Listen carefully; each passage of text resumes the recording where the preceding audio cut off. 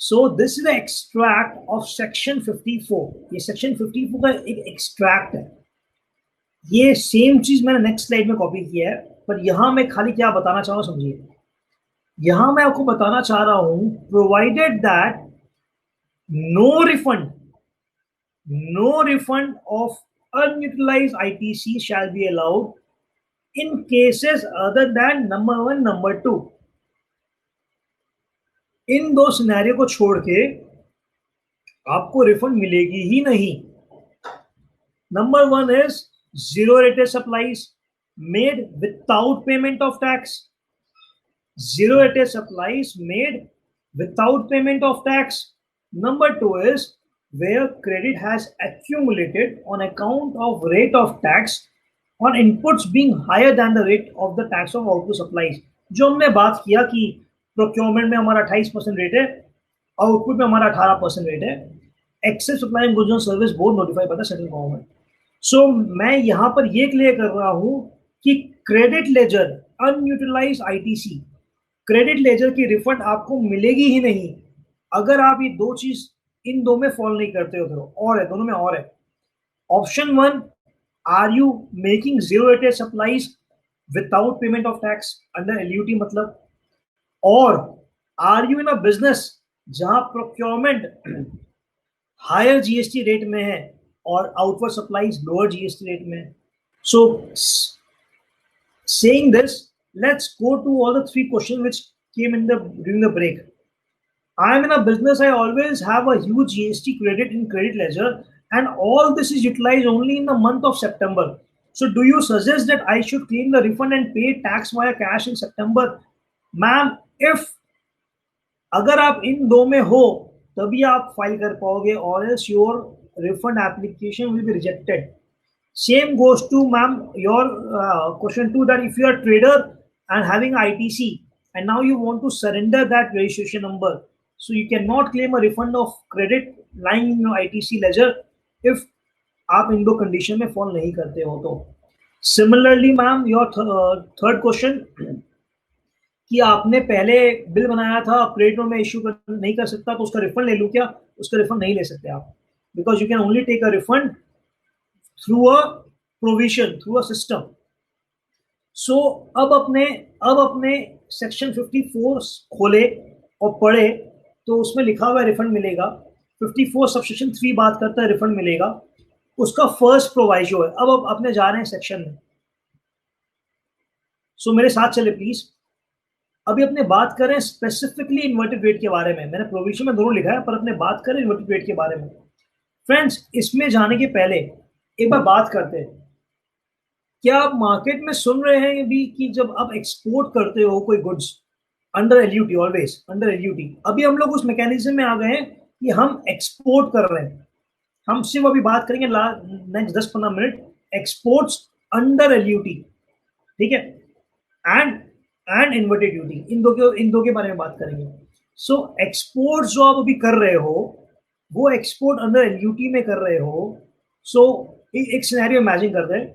अभिषेक ने एक फैक्ट्री खोला, उस फैक्ट्री में उसने उस फैक्ट्री का रेंट पे किया, उस फैक्ट्री में उन्होंने लेबर कॉन्ट्रैक्टर को पेमेंट किया विद जीएसटी, उन्होंने इनपुट्स खरीदा और वो उस इनपुट्स के थ्रू, वो लेबर कॉन्ट्रैक्टर के थ्रू जो लेबर आया उस प्रीमाइसेस में प्रोडक्शन चालू किया और वो गुड्स बनाया और उस गुड्स को वो एक्सपोर्ट किया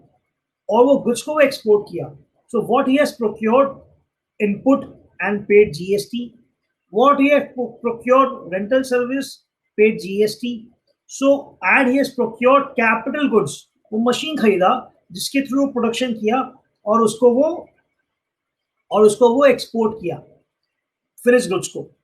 सो my query to you all is, क्या अभी आप सुन रहे हो कि एक्सपोर्ट करते हैं तो मुझे इनपुट सर्विस, कैपिटल गुड्स, तीनों का रिफंड मिलेगा? Am I eligible to claim a refund of input service, capital goods, both, all the 3 months? क्या मुझे तीनों का रिफंड मिलेगा? Inputs only. Why so?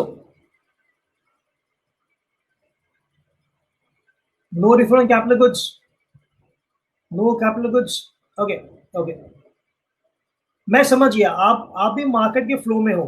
अब मैं क्वेश्चन चेंज करता हूं, इसका आंसर दूंगा। अब मैं क्वेश्चन चेंज करता हूं, मैं बोलता हूं कि मैंने कैपिटल गुड्स खरीदा 28% के जीएसटी रेट में, मैंने सर्विस लिया 18% के रेट में, मेरा जो इनपुट्स है वो भी 28% का रेट में। I procure all this, I manufacture a product जो बिकता है 5% के रेट में। So now I am coming to a second clause, that is inverted duty structure. Now I am coming to inverted duty structure कि मेरी procurements, inputs, capital goods, input service सब highest rate में है, 18-28, और मैं माल जो बेच रहा हूं वो बेच रहा हूं बना के 5% में। सो क्या इन्वर्टेड ड्यूटी में मुझे, इन्वर्टेड ड्यूटी में क्या मुझे inputs, input service, capital goods, इन तीनों का क्या मुझे रिफंड मिलेगा? बिकॉज आप तो बोलो कि मुझे रिफंड इन दो केस में मिलेगा। So I want to you to answer कि इन्वर्टेड ड्यूटी स्ट्रक्चर में क्या मुझे inputs, input service, capital goods, इसका रिफंड मिलेगा?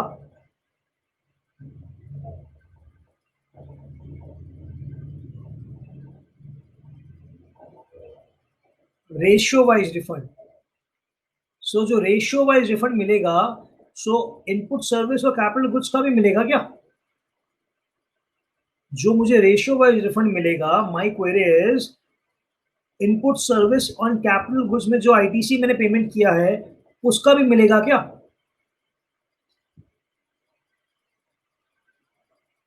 Okay, okay, so I am now स्टेटिंग 2-3 things. अब मैं 2-3 चीज बता रहा हूं।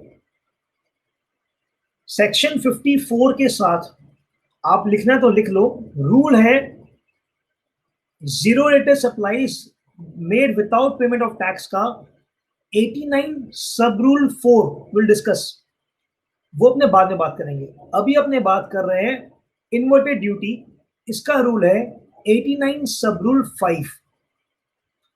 आप जब मेरी फर्स्ट क्लास वाली जो कंपाइलेशन ऑफ रूल्स है वो खोलो ना, तो उसमें आपको दिखेगा कि 89 सब रूल 5 में जो फॉर्मूला है, जो आपने रेशियो बताया, वो फॉर्मूला में कुछ चेंजेस है। तो will discuss that. First let's come and discuss the definition. इसमें क्या लिखा हुआ है? इसमें क्या लिखा हुआ है? Subject to the provision of subsection 10 of 54, okay, no issues. A registered person, a registered person, not any person, a registered person may claim refund of any, of any unutilized, of any unutilized what? Friends, please read with me. Of any unutilized input tax credit. क्या ये बोल रहा है खाली inputs? क्या ये बोल रहा है इनपुट्स एंड सर्विस? क्या ये बोल रहा है नॉट कैपिटल गुड्स?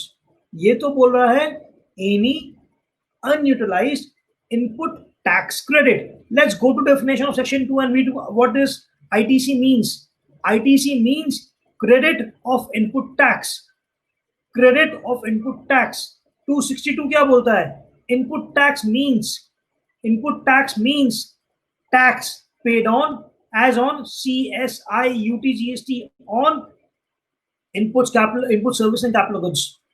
So अभी तक तो मैं नहीं समझा कि इनपुट्स, इनपुट सर्विस या कैपिटल उसको हटाया गया है। अभी तक तो मैं नहीं समझा। यहां पर आगे बढ़ेंगे। Provided that, proviso, proviso, provided that no refunds of unutilised input tax credit, again input tax credit shall be allowed, ठीक है, इन केसेस अदर देन .1.2। एक सेकेंड फ्रेंड्स, क्या बोल रहा है? 54 सबसेक्शन 3 बोला कि a registered person may claim refund of any unutilized ITC at the end of the any tax period। इसको बाद में डिस्कस कर लेंगे।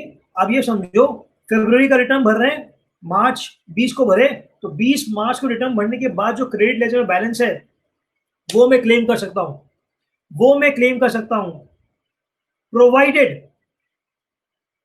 provided no refund of unutilized ITC.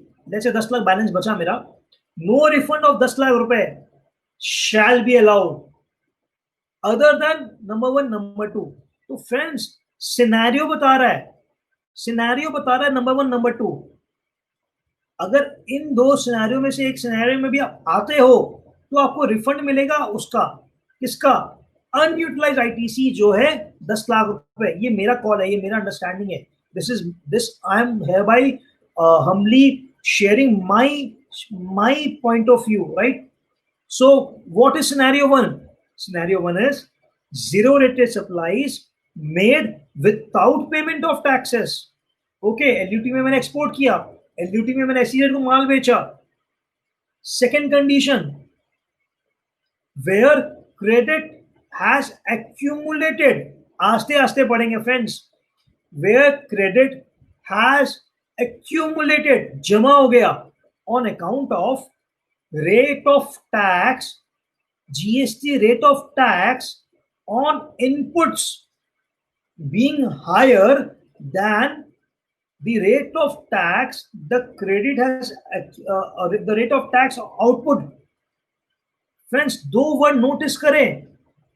Inputs मतलब जिसको मैं रॉ मटेरियल प्रोक्योर को बोल रहा हूं, तो रॉ मटेरियल पे जो मेरा रेट ऑफ टैक्स है, raw material inputs is higher than what? Then output नहीं बोला है, देन आउटवर्ड सप्लाईज बोला है.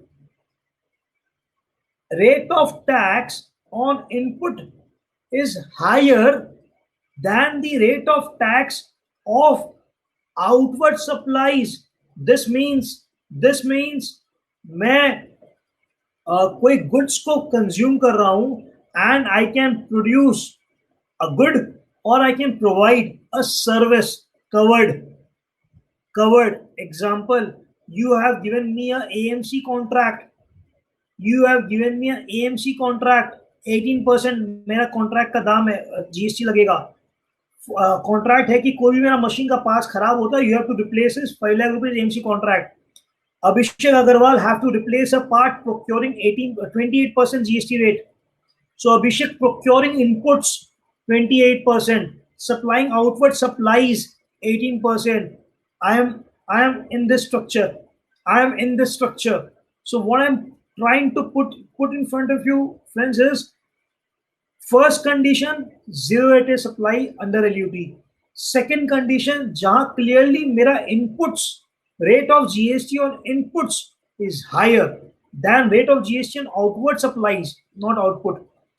अगर इन दो में मेरा कोई भी कंडीशन है, then I am eligible to my mind, then I am eligible to claim refunds of entire unutilized input tax credit on 20 March for the period February. So inverted duty में अब बात करते हैं. अच्छा friends, I guess I made my point. This is what it is, the law is saying to me, but let's read what law have put it in the rules. So we'll come to this. I'll just give you a second slide. This is what Rule 89 Sub-Rule 5 says. ये बोलता है maximum refund will be turnover of the inverted rate of supply of goods and service into net ITC divided by adjusted total turnover minus tax payable on the such inverted rate of supply of goods and service. So friends, यहां पर जब आप net ITC पढ़ोगे ना, तो यहां पर बोलता है net ITC means ITC availed on inputs. एक second, ITC availed on inputs बस. तो friends, now I request you to go and open the compilation of rules which we share in the first class. वहां पर जब आप 89 सब rule 5 खोलोगे ना, सो लिखा हुआ था कि net ITC means same as 89.4. 89.4 में क्या लिखा हुआ है कि net ITC means ITC available on inputs and input service.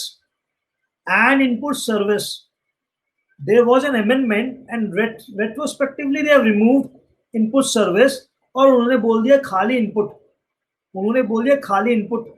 So net ITC में जो जो हमने क्वेश्चन पूछा था मैंने कि इन्वर्टेड ड्यूटी रेट में क्या आपका input input service capital goods तीनों का रिफंड मुझे मिलेगा आपके अकॉर्डिंग रेशियो एनालिसिस करके.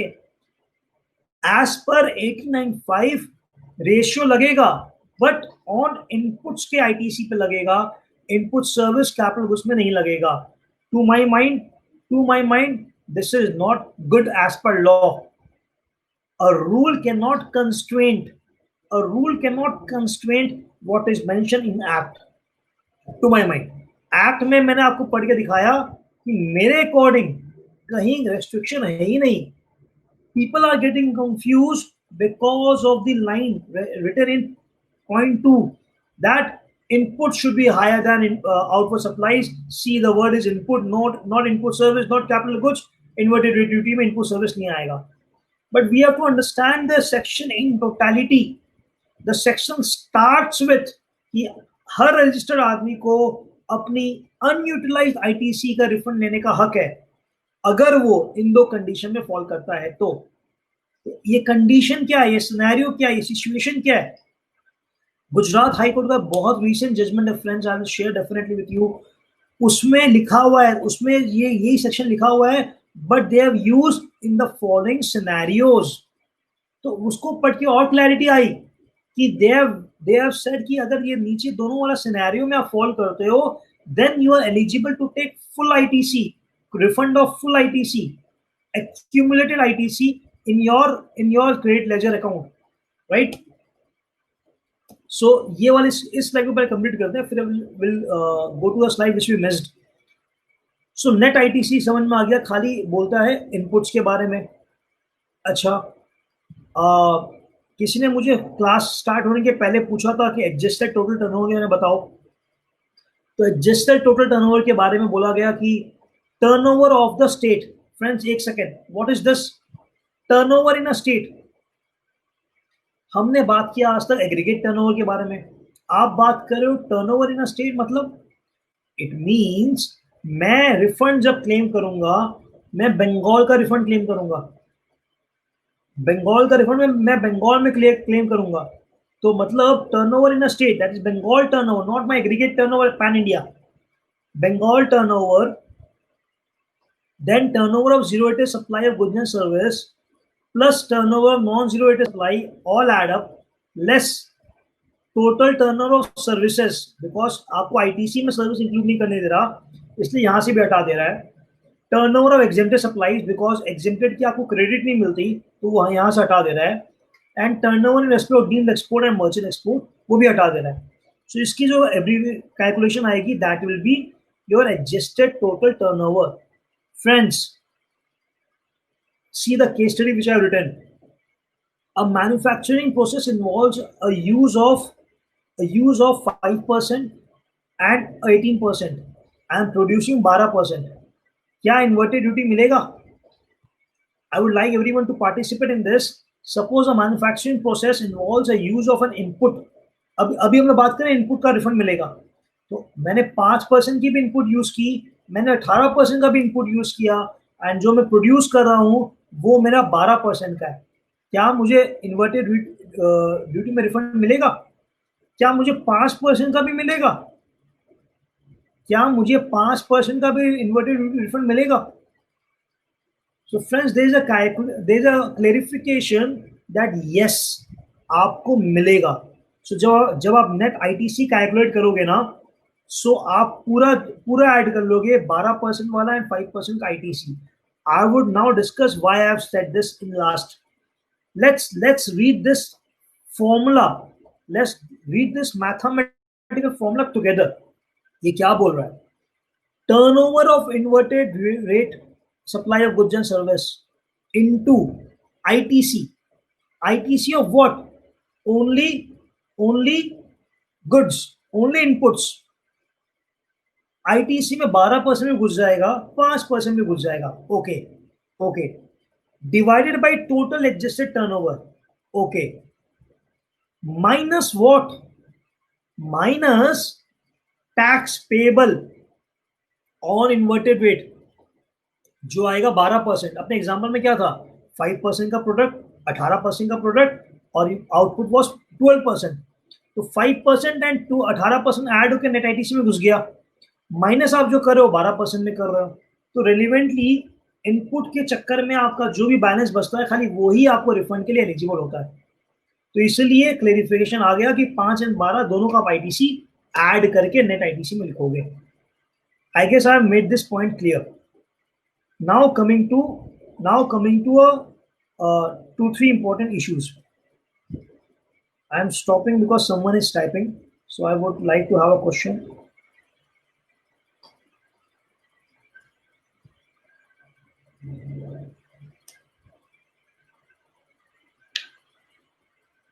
Okay.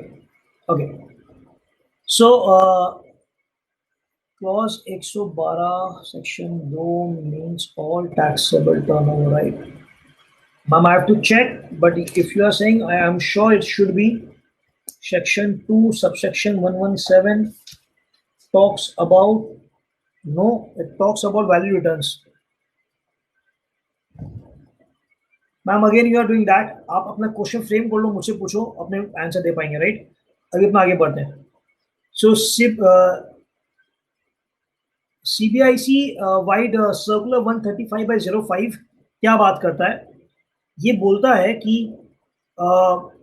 inter alia clarified that the refund of accumulated ITC 5432 of the CGST Act would not be applicable in cases where inputs and outputs are same. Where inputs and outputs are same. ये क्या बोल रहा है? ये बोल रहा है कि 135/05 एक सर्कुलर आया था very recently in the month of March 2020. मार्च 2020 वो सर्कुलर क्या बोला हमें? वो सर्कुलर ये बोला हमें कि अगर आपकी इनवर्ड और आपकी आउटवर्ड सप्लाई सेम है तो इन्वर्टेड ड्यूटी रिफंड में आप आ ही नहीं सकते. तो इन्वर्टेड ड्यूटी रिफंड में आप आ ही नहीं सकते. सो उन्होंने जो एग्जांपल दिया है मैंने वही कॉपी पेस्ट किया है कि इस एग्जांपल में एक प्रोडक्ट का दाम था, जीएसटी रेट था 18%. एक प्रोडक्ट का जीएसटी रेट था 18%. वो 18% में प्रोक्योर किया और वो आगे जाके उस प्रोडक्ट का जीएसटी रेट ही रिड्यूस हो गया और 12% हो गया. So the product I procured was at the rate of 18%. It was in my closing stock. Overnight it was via notification it got reduced to 12%. Now if I'm selling I have to leave it 12%. So government is saying आपका rate 18% था जब आपने खरीदा, जब आप बेचा 12% में बेचा, बट ये इन्वर्टेड ड्यूटी में नहीं आएगा because inward and outward both are same. Inward and outward both are same. इस स्लाइड में ही लिखा हुआ है. My query to you is what about merchant exporters? What does merchant exporter does? Merchant exporter क्या करते हैं? वो खुद एक्सपोर्ट नहीं करते, वो प्रोक्योर करते हैं. लेट्स से अभिषेक ने आप मर्चेंट एक्सपोर्टर हो, तो अभिषेक ने मर्चेंट एक्सपोर्टर को 1 लाख रुपया माल बेचा 18% जीएसटी लगा के. अभिषेक ने आपको माल बेचा 1 लाख 18% जीएसटी लगा के. आपने 0.1% में माल बेच दिया. आपने 0.1% में माल बेच दिया. सो ये जो ट्रांजेक्शन आपने किया, this is your way of doing business. So my question two is कि if they have brought this clarification, are they not stopping the refunds of merchant exporter? So to my mind again, this circular is not good. This circular is not good as per law. Okay.